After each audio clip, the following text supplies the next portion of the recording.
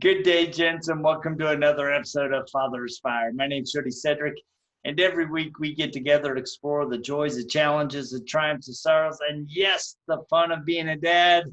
And I'm super, super excited because I have a very special guest, but I'm not going to introduce you. Well, she just snuck in. So this is my beautiful wife, Judie Sedrick.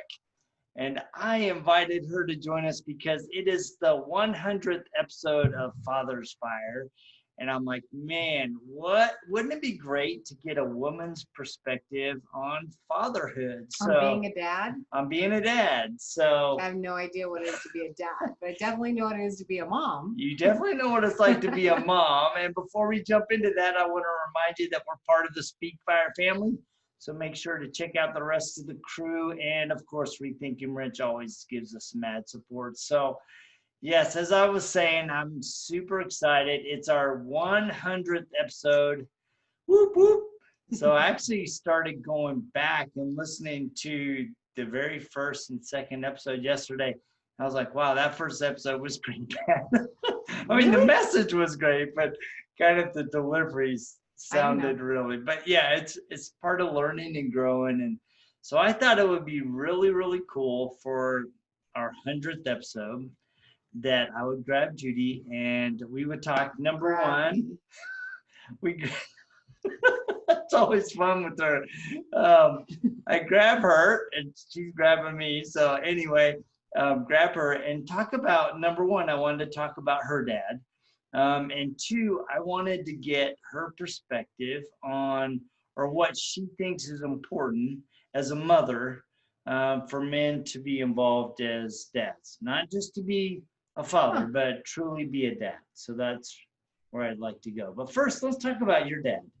Okay. So I loved your dad. So Judie's dad was an older gentleman when Judie and I met. I sure hope he was older than us. And well, I mean older as far as your traditional dad, because he had you when he was 60 years old. 60 years old. Then I was an infant, a newborn. And so, yeah, my dad married my mom. It was an arranged marriage, and I'm Filipino. So there was some customs back then. There's probably some customs now. I don't even know if they are over there. But anyways, long story short, arranged marriage, and my mom married him, but he was 25 years older than her. And so, yeah, that's a whole nother story, but she said yes. And so having a dad that old, I didn't actually realize he was that old. Like, I didn't know he was that old. I just thought he was my dad until somebody kept asking me, is that your grandpa? Actually, several kids would ask me, like, is that your grandpa? And I'm like, no, stupid, it's my dad. I'm like, I don't understand why they would think that. And I didn't understand that. And then after realizing there was some things that I just was like, oh, he is older. And then, just came aware of that. But, it didn't stop him from being a good dad.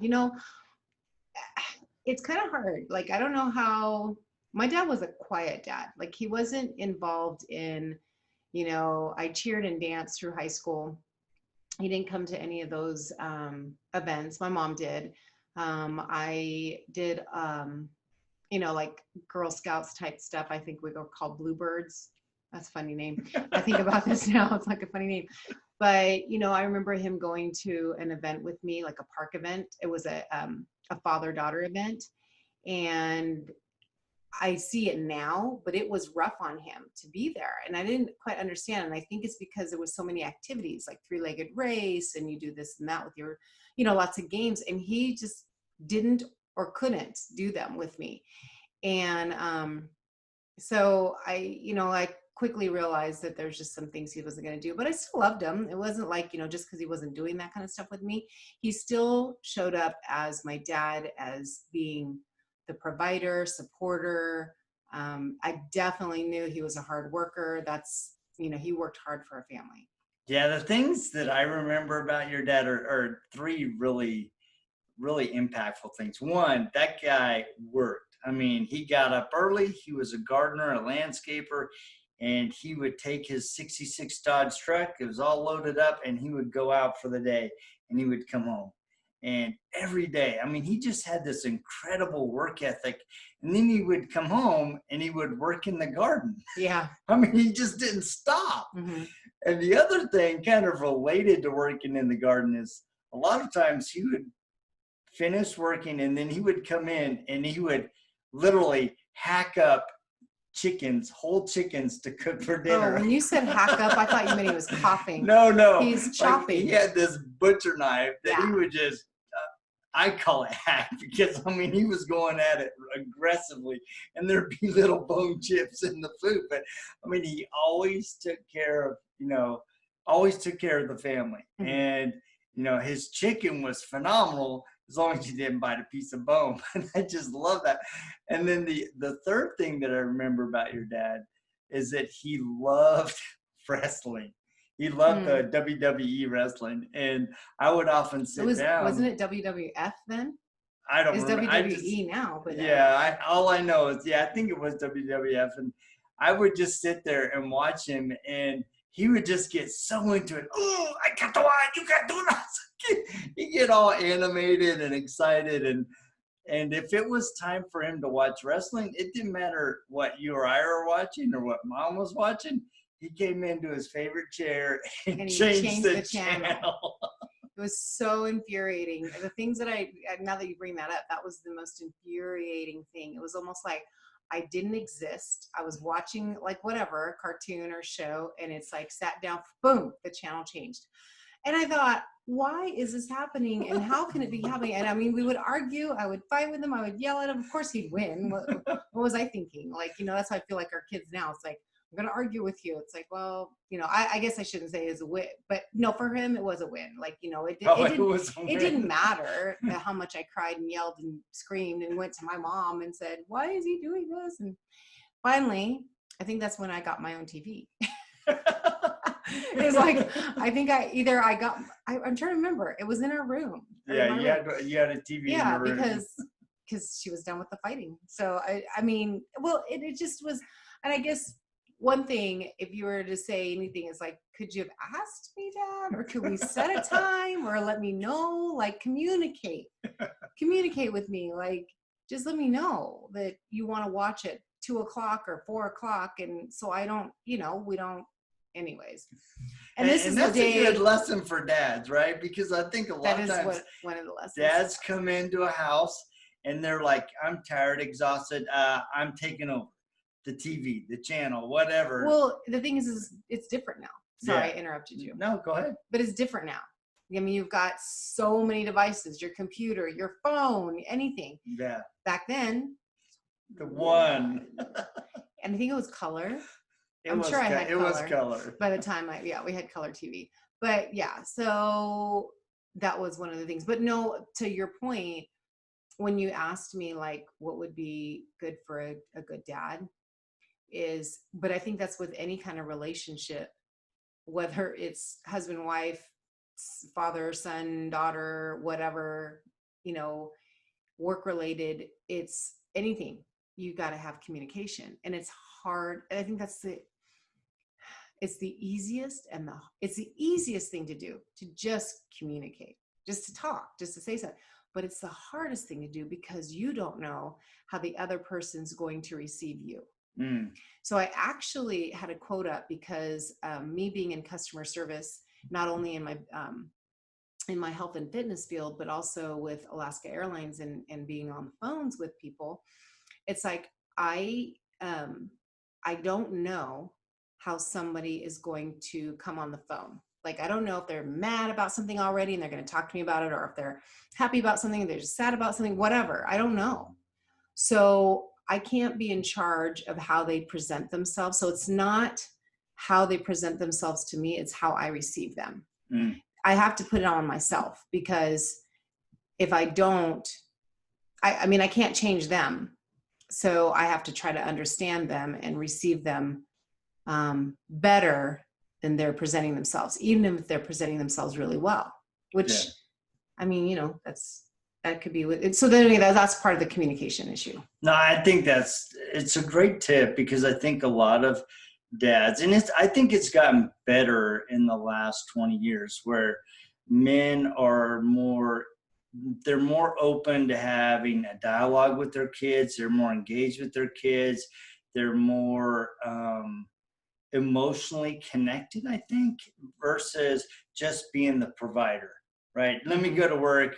I come home, that's my job, and mom takes care of everything else. See, yeah, in my household, they both worked. Right. So they both took care of everything. My dad cooked, my mom cooked. My dad, mainly he cleaned up outside, and my mom cleaned inside the house. You know, we do that. Yes, we kind of do that. You do both, inside, outside, but I don't like the outside. So, I mean, I love being outside, but I don't want to mow. No, and she just wants to play outside. He just took on that role, which is great. He just took the outside, you know, jobs, the duties. But I would even say, I guess it's 20 years. Maybe that's a good gauge of time, because that would be a generation. Yeah. Really kind of a generation, because of, you know, when you know, your child growing up, and then you start having, you know, your adult and having your own kids or whatever, you know, maybe 20, 25 years. Yeah. I just remember, you know, I'm thinking about my dad.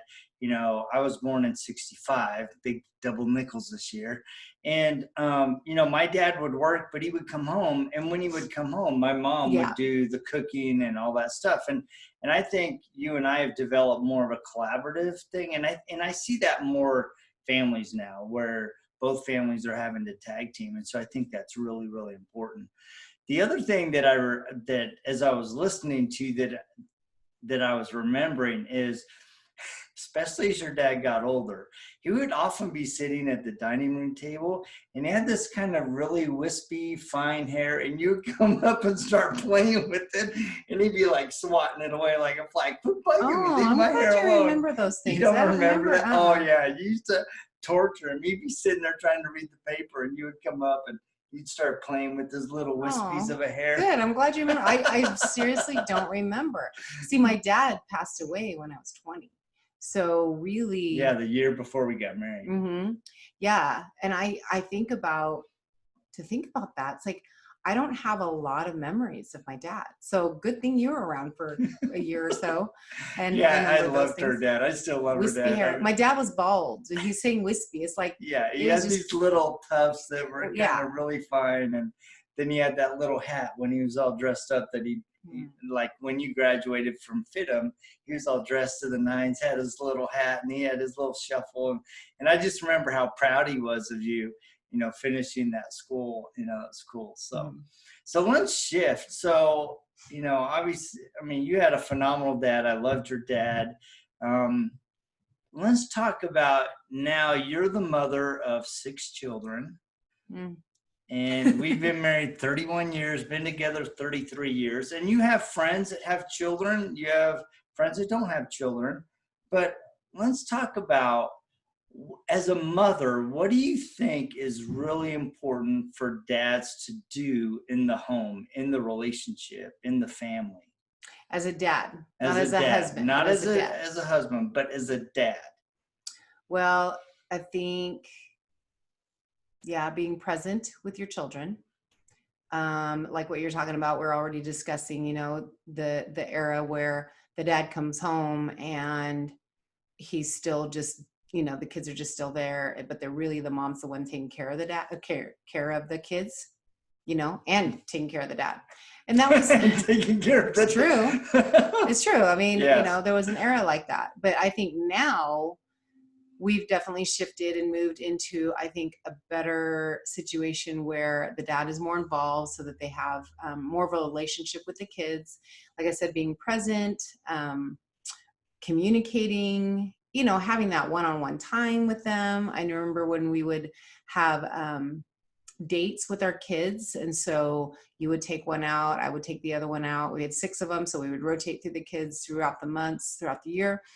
And that was a fun time. And they're little. And I tell you, it's so much, because you're in control of their schedule, the kids' schedule. It's so much easier to do it when they're younger.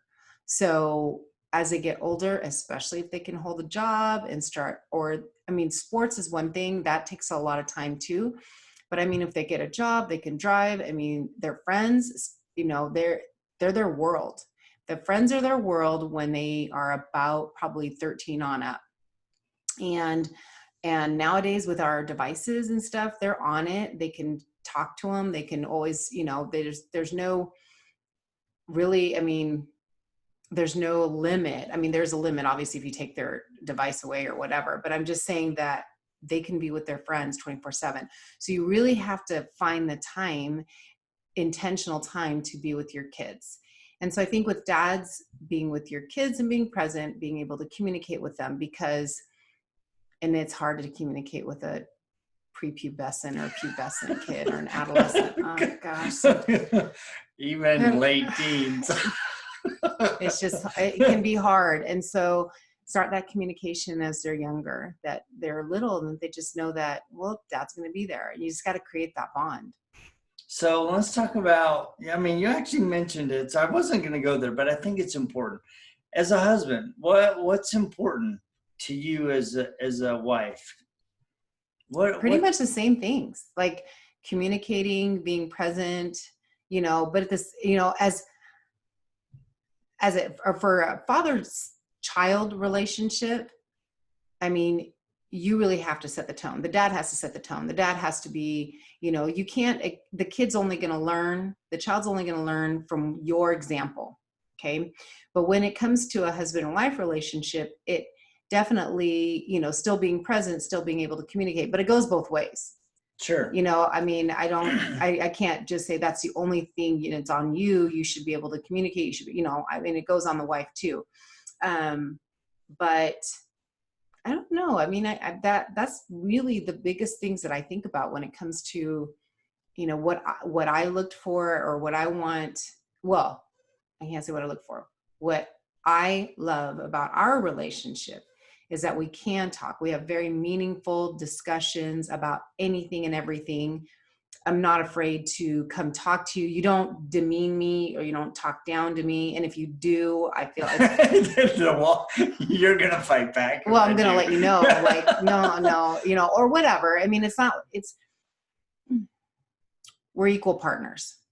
And that's probably the best, you know, the best thing that you can do within a relationship. You're equal partners. And if you're thinking like, and supporting, like the supportiveness, like, I understand, you know, you have your business, you have to work, you have to do these things. And I respect that. At least I hope I respect that, but you do the same for me. It's like, I've got to get certain things done or whatever. And you give me the time to do it. You're not expecting me to be there, like, you know, to like, why don't you have dinner made? Why don't you, it's like, no, you just pick up the pieces and you realize that, oh, I'm, you know, I don't even know. We don't even have a schedule. Yeah, don't be the needy husband. I don't even think we have a, you know, and you can have a schedule, but we don't even have a schedule of like, you're going to cook dinner. No, I'm going to cook dinner. No, it's more. And you've been cooking dinner a lot because my hours of working for Alaska was from noon to 8. And so if I don't get dinner, which I don't in the morning, but you don't criticize me for that. And that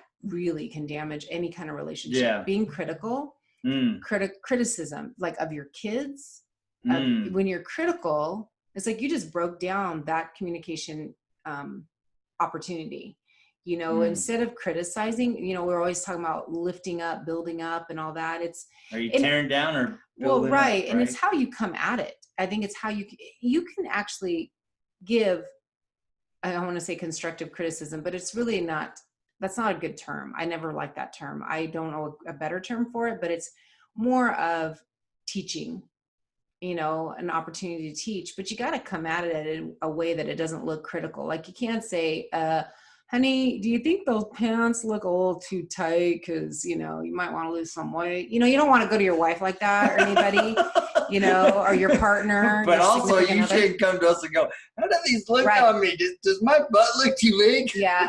And you know, you're just going to have to lie. The answer. Seems like you better lie. I'm like, expect the answer. But I don't ask him those questions because I don't want to know from him those answers.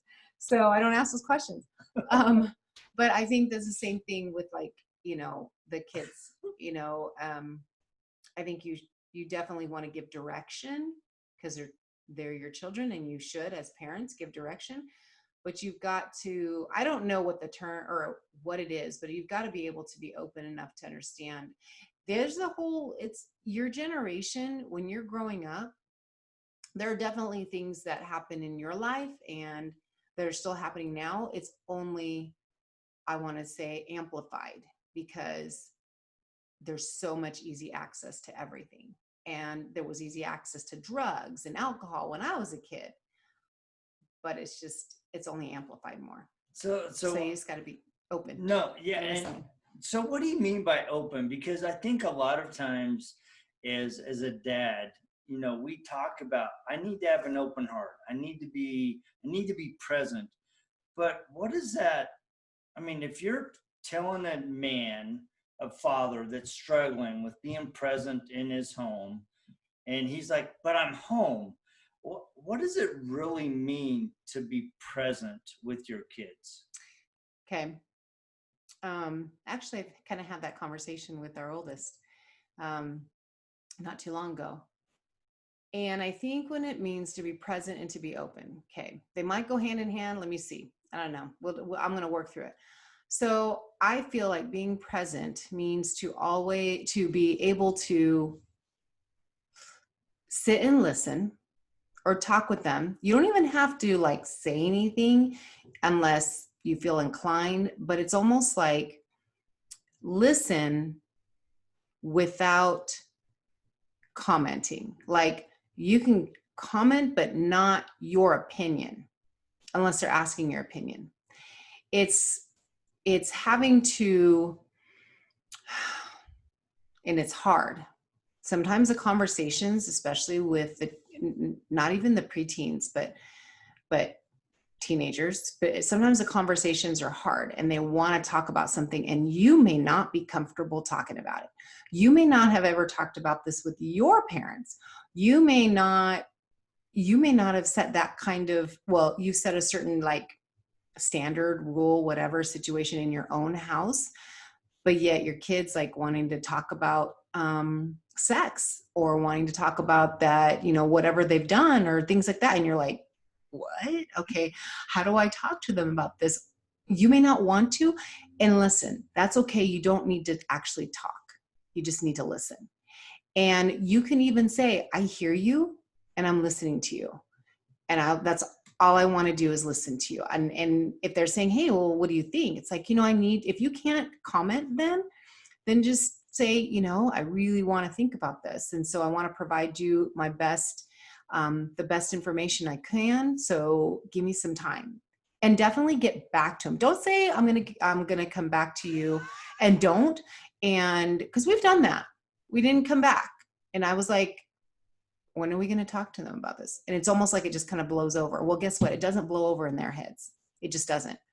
And they may not come back to you because they feel like, they may not come back to you and ask you because they were vulnerable enough to talk to you at that time. So that's the thing. If you start conversations when they're younger, then they're not going to be so intimidated to come to you later.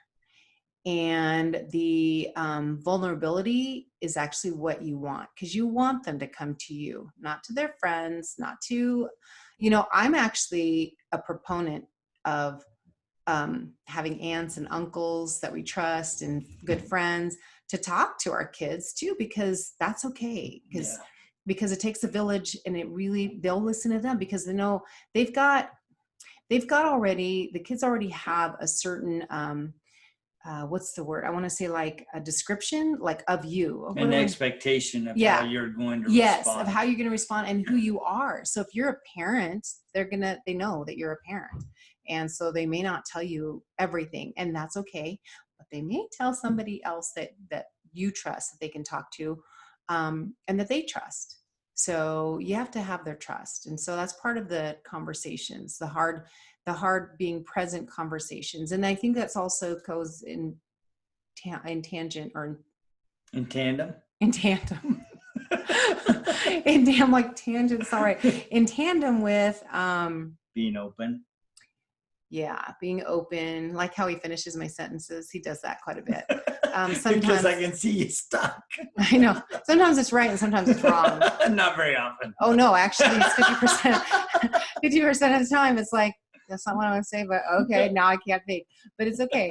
But being open is that allowing you to receive the information even as much as it hurts, because it can hurt. So you just kind of have to be a sponge.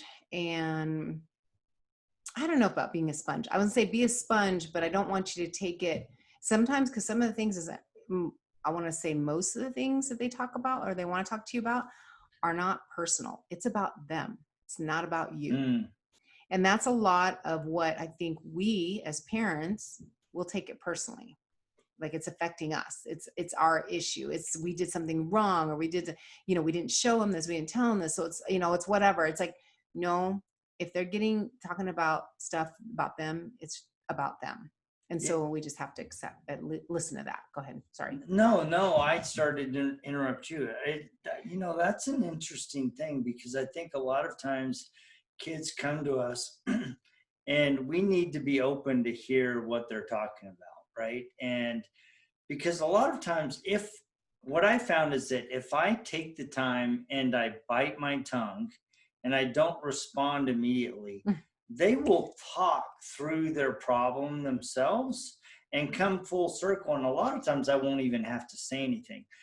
But on the flip side, often it reveals a deeper problem that they didn't even know that they needed to address. Because I remember very clearly one time one of our sons came to us and said, "Hey, Dad, I have something I want to talk to you." And he and I ended up talking for almost an hour. And then the original topic that we started out wasn't even the real issue. An hour later, we came all the way full circle to this 180-degree out of left field issue that was the real crux of what was weighing on his heart and his mind. And if I would have been in a hurry or impatient or responding too quick, we would have never gotten to that most critical item, right? And so I think a lot of times, dads, we need to just slow down, be present, be open to receive. The other thing too that I thought about as I was listening to you is we may not necessarily like what we hear, but we need to recognize that they're learning, they're growing through that process. And sometimes that's really, really hard for us dads, because we've already been through it and we know the pain that they're heading towards, and we're trying to cut them off at the pass. But sometimes you gotta let them get burnt. Yeah. And that's what I was saying with that, you may not want to listen and hear what they have to say, but it's their personal life. It's their journey, and they want to be vulnerable and talk to you about it. That's golden if they want to talk to you about it. And that, it can be hard. It is hard. It's not can be, it is hard. I think go ahead, sorry, I was just going to say, but I think it's hard because it's new for you. That's and that's okay, because it's going to be new, because each child is different, and you've never been a parent before at that moment, at that time, with that child. Like, you can't say, or I guess you can say, but just because you're a parent to another child, we have 6, so doesn't mean you can take some experiences from the other children or the other child you have, and you can bring it to, that's great, because you've had experience, you can bring it to the relationship you have with this child. But you've never had this child and this relationship with this child. So it's going to be different. It's going to be new, and that's okay.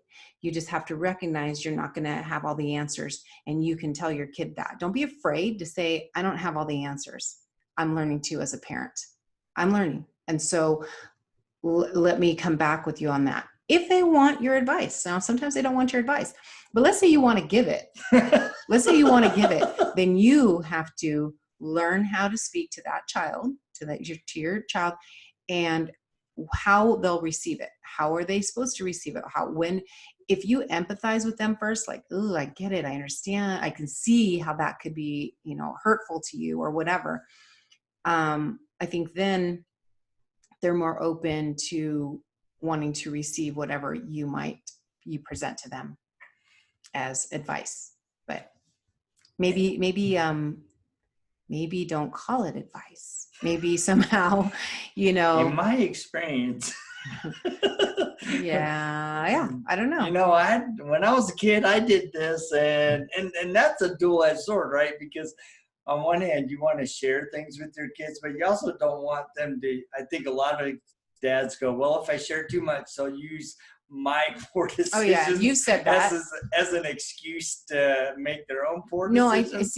you said that, and I think it's actually more so it makes you look more human, because when they think of you being dad, they think of you like, oh, he's this, they, not just you, but I think any dad that may not share those kind of things or not, it's, I think, okay, well, he's on this pedestal. I can't I can't tell him these things. He can't relate. He can't relate. That's a big one. That's a better way to say it. Not relate. Pedestal, but he can't relate. But again, I've shared stuff and my kids still go like, well, that's not the same. That's not the same. Okay. Yeah, well, it is. So, I mean, their experience is their experience. It's going to be new for them and it's going to be new for you. Well, the other thing that you said, sometimes you need to communicate in a way that they'll receive. And last week you actually suggested to me, it's like, why don't you write a letter to that child? Mm-hmm. And I haven't done it yet, but you know what? I need to do that. I've thought a lot about what I would say. And I know from past experience that when I've done that, in particular for that child, that they have received it well, right? It's changed the tone. It's changed the conversation. And all of a sudden, I've put in words in something that they can read and feel in a quiet moment that dad's not in their face, or dad's facial expressions or his body language isn't coming across the way I'm intending it to. And that's an important thing, I think. Well, and you also don't get interrupted, because the conversations can be where, you're saying something and then you get interrupted because now they're upset about something or whatever. And vice versa. It goes both ways, right? We as parents can interrupt the child because we want to get our point across, because everybody has something to say about it. So this way you can write everything out and get your entire point out and what you want to express. And then there's no interruption. Unless they want to stop reading it. That's really, that's pretty much the only interruption.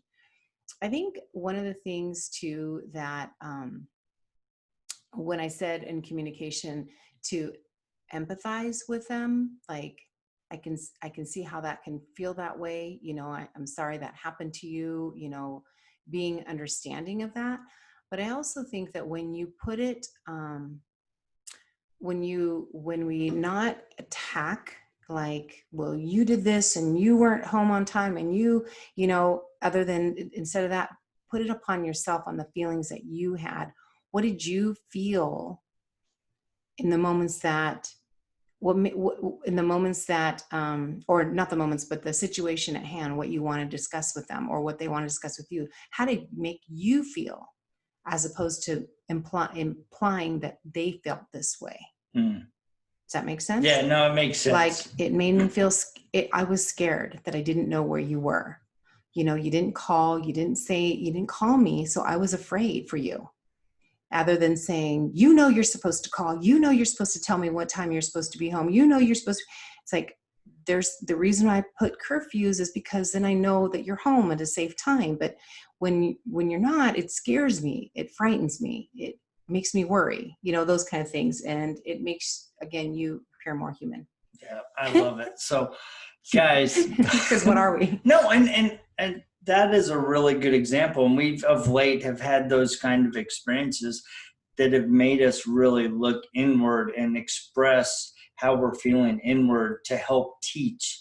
And I think if you can use those inward feelings as a father and be vulnerable and say, look, yes, you were late. In fact, you were extremely late. And this is the emotional process that I went through, the later and later it got. And it was good for me to reflect that way and to express that in a way that helped that child better understand what was happening and our perspective. And I think it's just overall, we as men, we need to be engaged. We need to be involved. We need to not just be physically in the home. We need to be actively engaged with our spouse and be, an equal partner in raising and being involved in our kids' lives, whether it's sports, because it's easy if you're a sports dad to go, oh, I'll go coach them and I'll do all that. But are you engaged in the kid that's on the art side? Are you, the guy that wants to do the science? And so really trying to get connected with your kids at a level that is at the core who they are, instead of just what you are hoping that they would be. Yeah, because it's about them. Yeah. It's their journey, and you're just facilitating and helping them and guiding them and keeping them safe along the way. And so you just want to keep that relationship past the kid years and into adulthood. So you have, so you can see your grandkids or whatever, so you can have that relationship with them. And that is the fun thing. We're at the age now where our kids are off on pursuing their careers and stuff, and having actually that relationship kind of evolve. In fact, I was thinking, and we'll wrap up kind of here, but I was thinking about how I always loved playing with the kids, especially in the water or snow skiing, or, we always did things together as a family. Mm-hmm. And then now, we're flying to our son's house and we're still playing with our son, right? We're going surfing or sailing, and, or we're, with Kaylani going down and playing, watching her play volleyball. And when we can, when they're gonna have a game. If COVID ever finishes, but, and going out to dinner with Christian and his girlfriend. And so it's kind of fun to see these relationships evolving, but they're evolving and becoming even more beautiful and more in depth because of the foundation that we built as a young couple, right? And just building that consistent time with our kids, consistent time together as a family. And it just doesn't end. It never ends. So it's like you continually have to keep being, keep building that relationship. Keep investing in each other, investing and building that love. So guys, you can tell I got a golden angel. Yeah, she is the love of my life. You see the horns? I didn't call you a devil. I know, you said angel, and I was like, oh, horns are going to come out. Yeah, whatever. She's got a little devil side, but she's got more angel side. Oh, man. So anyway, guys, thank you so much for joining me for my 100th episode. I can't believe it's been 100 episodes. So make sure to like, subscribe, and share. I'm going to post this up on Instagram stories as well. So thank you guys for tuning in. If you guys need anything, please shoot me a DM. If there's something you want to talk about, give me a shout and we will explore it together. So as always, thank you guys for joining me every week. And we will check you same time, same bat channel, just next week right here on FathersFyre. See ya!